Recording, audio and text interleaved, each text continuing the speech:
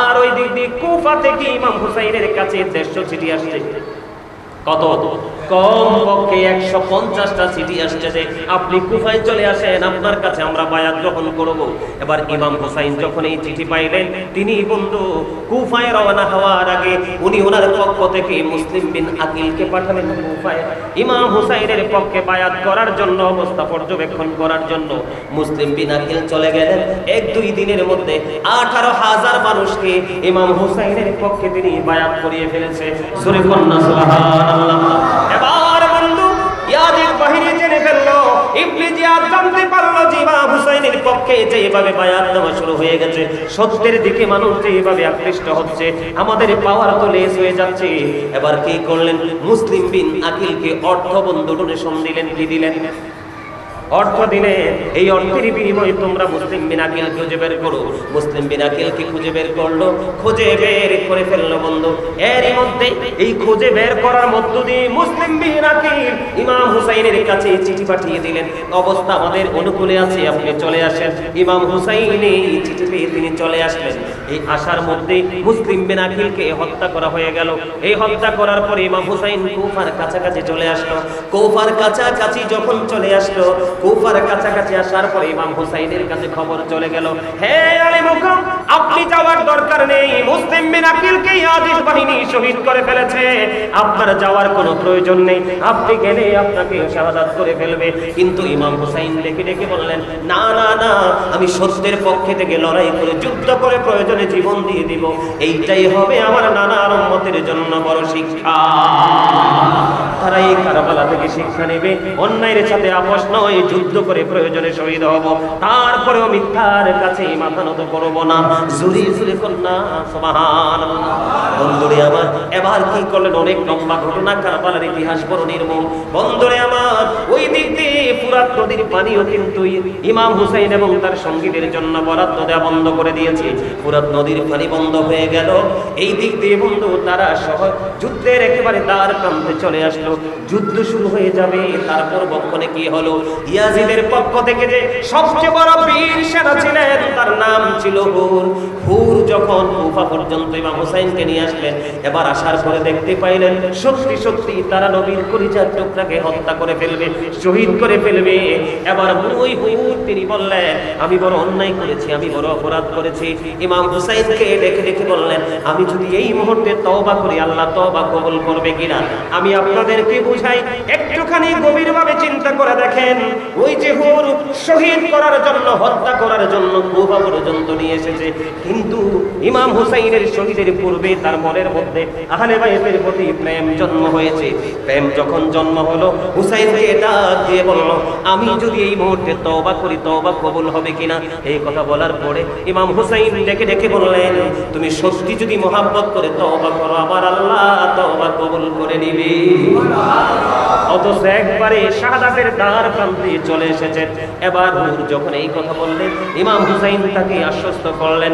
আশ্বস্ত করার পরে হুরকে ডাক দিয়ে বললেন, তুমি নিচে নেমে আসো। এবার হুর ডাক দিয়ে বললেন, না গো না, আমি আপনাকে এই শত্রুর একবারে কবর পর্যন্ত আপনাকে নিয়ে এসেছি, আমি আপনার সামনে সুস্থ শরীর নিয়ে আমি আপনার কদমে যাব না, আমার লাশ আপনার কদমে যাবে। কারণ আমি এই হুসাইনি কাফেলা থেকে সর্বপ্রথম আমি আপনার পক্ষ হয়ে সর্বপ্রথম আমি ইয়াজিদ বাহিনীর সাথে লড়ব, যুদ্ধ করব। আমি যুদ্ধ করে শহীদ হয়ে আপনার আমার এই দেহটা আপনার কদমে যাবে। জোরে জোরে কন্যা সুবহানাল্লাহ।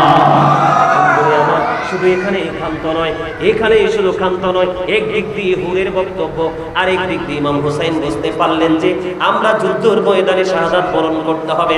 কারণ আমার নবীজিকে তিনি স্বপ্ন দেখেছেন, আমার নবীজিকে তিনি স্বপ্ন দেখতেন। স্বপ্ন দেখার পরে নবীজিকে প্রশ্ন করলেন, নানা গো, আমার নবীজি বললেন, ও আমার কলিজার টুকরা, অল্প কিছুক্ষণের মধ্যেই তোমার আমার সাথে দেখা হবে। জোরে জোরে সুবহানাল্লাহ। তার মানে এখান থেকে বোঝা যায় ইমাম হুসাইন যে শহীদ হবে এটা একবারে কাছাকাছি সময়। ইমাম হুসাইন রাদিয়াল্লাহু তাআলা আনহু একটা ডাক দিয়ে ওনার সমস্ত সঙ্গীদেরকে ডেকে ডেকে বললেন, ও আমার সাথীরা, ও আমার সঙ্গীরা, তোমরা আমার একটা কথা শোনো, আমি অত্যন্ত বিনয়ের সাথে তোমাদেরকে আমি বলে দিতে চাই, তোমরা আমার ইয়াজিদের টার্গেট হলাম আমি। ইয়াজিদ আমাকে খতম করতে পারলে তার আশা পূরণ হয়ে যাবে। একটা কাজ করো, তোমরা সবাই সবার আপন আপন গন্তব্যে চলে যাও। না না, ইমাম হুসাইনের কাফেলার সদস্যরা তারা বললেন, না না না, কাল হাসরের ময়দানে আমার রাসূলকে চেহারা দেখাতে পারবো না। কেমন করে গো প্রাণের নবীকে এই চেহারাটা দেখাবো, এই ভিন্ন মুখ কেমন করে নবীকে দেখাবো? আমরা আপনাকে শত্রুর মুখে একা ছেড়ে আমরা যেতে পারবো না, প্রয়োজনে আমরাও আপনার সাথে শহীদ হয়ে যাব।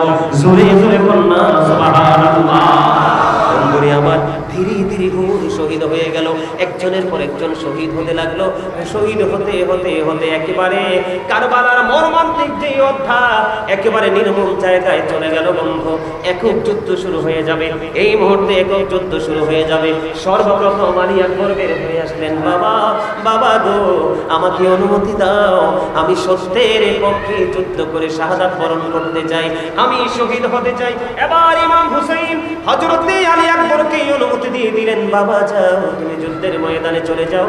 যুদ্ধ করতে করতে বন্ধু আলী আকবর কি হয়ে গেল, ক্লান্ত হয়ে পড়ল, কারণ 3 দিন তো পানির সাথে কোনো সম্পর্ক নাই।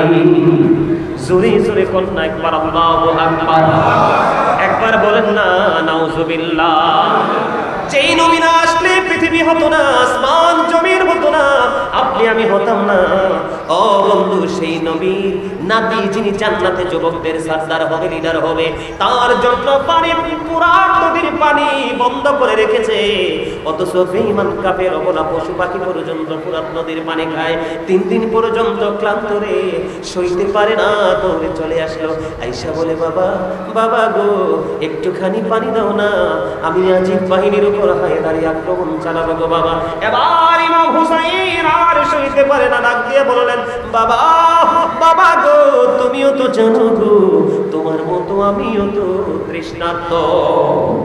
এবার ইমাম হুসাইন একটা ডাক দিয়ে বললেন, ও আমার বাবা, আমি যখন পানি তৃষ্ণা লাগতো, আমি প্রায় সময় আমি যখন কোনো কিছু পানি পান করতে চাইতাম, আমি আমার নানার কাছে যখন চলে যেতাম, আমার নানা প্রায় সময় আমাকে নানার পবিত্র জিহ্বা মোবারক বের করে দিত, আমি চুষে চুষে আমি পরিতৃপ্ত হতাম। বাবা বাবা গো, আমি আমার এই শুষ্ক জিহ্বাটা বের করে দিলাম, তুমি আমার এই জিহ্বাটা চুষে নাও। এবার ইমাম হুসাইন জিহ্বাটা বের করে দিল। বন্ধু, ইচ্ছে মতো আলী আকবর বাবার জিহ্বা মোবারক চুষলেন, কিন্তু পানির তৃষ্ণা তো কোনোভাবেই মিটে না। জোরে জোরে কন্যা আল্লাহু আকবার। এবার কি করলেন, বাবার জিহ্বাটা চুষতে চুষতে চুষতে চুষতে সর্বশেষে এবার কি করলেন, তিনি আবার মাঠে গেলেন, আবার ইয়াজিদ বাহিনীর সাথে সত্যের পক্ষে মিথ্যার বিপক্ষে যুদ্ধ শুরু করে দিলেন। করতে করতে করতে করতে বন্ধ, হঠাৎ করে কারবালার ময়দান থেকে একটা আওয়াজ আসলো, বাবা বলে ডাক দিলেন। ইমাম হুসাইন তখনই বুঝতে পেরেছে, রে কলিজার টুকরা মনে হয় শহীদের দ্বার প্রান্তে। এবার চলে গেলেন কারবালার ময়দানে, যাওয়ার পরে দেখলেন ইয়াজিদ বাহিনীর তীর এসে ইমাম আলী আকবরের বুকের মধ্যে বিদ্ধ হলো।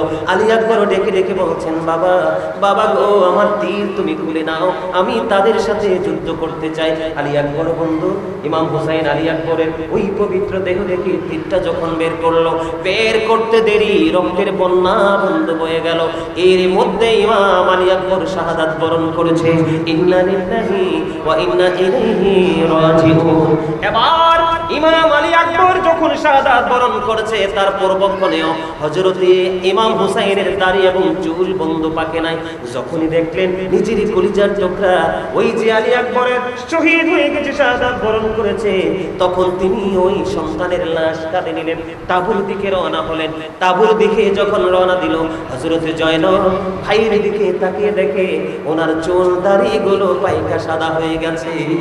জোরে জোরে কন্যা আল্লাহু আকবার।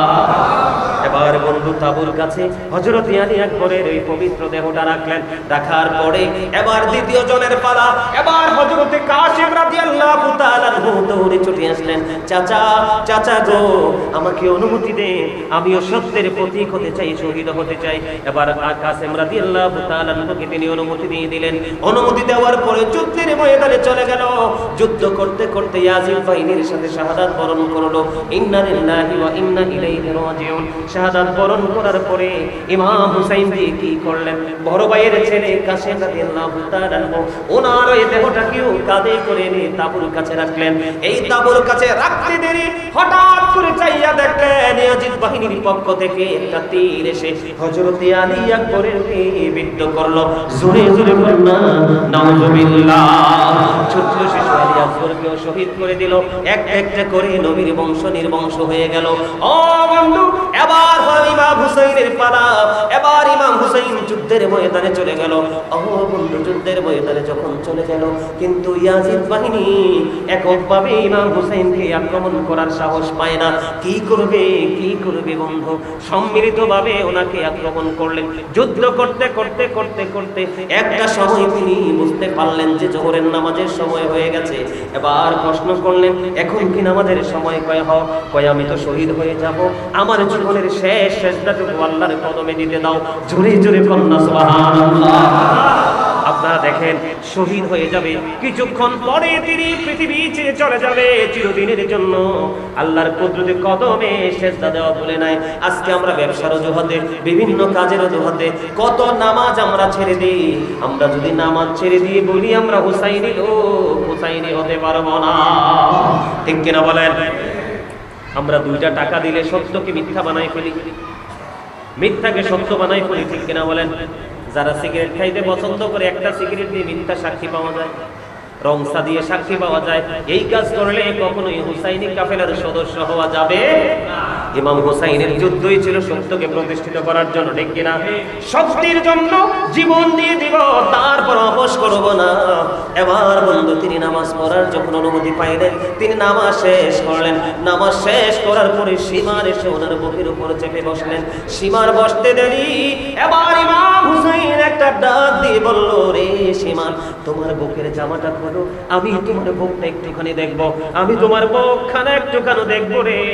এবার সীমার যখন বুকের জামাটা যখন খুললেন, খোলার পরে ইমাম হুসাইন চাইয়া দেখলেন সীমারের বুকের মধ্যে শুধু সাদা সাদা শ্বেত চিহ্ন দেখা যায়। জোরে জোরে কন্যা নাউযুবিল্লাহ। কি দেখা যায়?